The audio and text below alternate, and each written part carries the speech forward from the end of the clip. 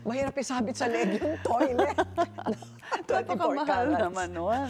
Okay na ako dun sa, Japanese toilet. Ha? Oh, Na di ba? nagsasalita? Hindi, yung automatic, di ba? Oh, correct. Yung umiingit. Tama na yun sa atin.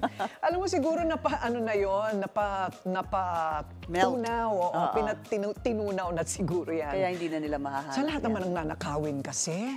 Bakit naman yun pa? Ang mahal di ba? Anong 300 million pesos? Pwede bang relo na lang ang nakawin? Malay mo, relo na. Baka may gold watch ka dyan. Oo. Ganun ba? Sa akin napunta. Wala na makakaalam niyan. Ayun. Well, yung report mo din kanina, yung they were stuck in... In space. Imagine, they were just supposed to be there for 8 days, and then they ended up staying there for 289. imagine a days. year. That's almost a year, no? Almost a year. Mabuti na lang sapat ang kanilang supplies.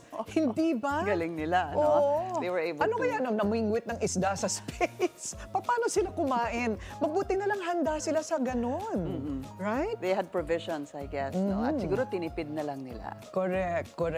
O nagtinginan.